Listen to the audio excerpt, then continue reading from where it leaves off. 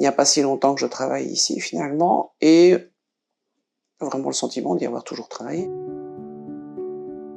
Donc je m'appelle Véronique Mazy, je suis médecin depuis presque 40 ans. J'ai 2 carrières. D'une part, une première carrière de gastro-entérologue. Un petit peu de lassitude s'est installée et donc j'ai refait une formation complémentaire pour être urgentiste. Et c'est dans ce cadre-là, évidemment, qu'il a fallu que je réadapte un peu mon travail et que je trouve d'autres pistes. Et en discutant un jour avec le docteur Mende, je lui ai fait part de mon souhait de reprendre un peu d'activité en médecine d'urgence, mais dans un cadre qui soit extrêmement clair en termes de timing, en termes de nombre de jours par mois, en termes de type d'hôpital dans lequel je désire travailler.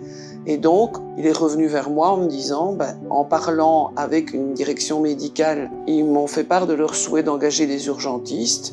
Je leur ai expliqué ce que toi tu désirais et ils sont d'accord. Ça s'est fait extrêmement vite. Ça a été dans un délai, je dirais, d'un mois au maximum. Je fais confiance au cabinet du docteur Mende. Je le recommande à 100%. Je pense qu'il correspond à une réelle demande, à un réel trou de communication. Il y a relativement peu de sites, justement, où l'on peut trouver toutes les places, par exemple, d'urgentistes, si je n'en connais pas. Donc il faut aller sur le site de chacun des hôpitaux. Et parfois, les hôpitaux sont tellement dépités, donc ils ne mettent même plus dans leur site qu'ils proposent du boulot d'urgentiste.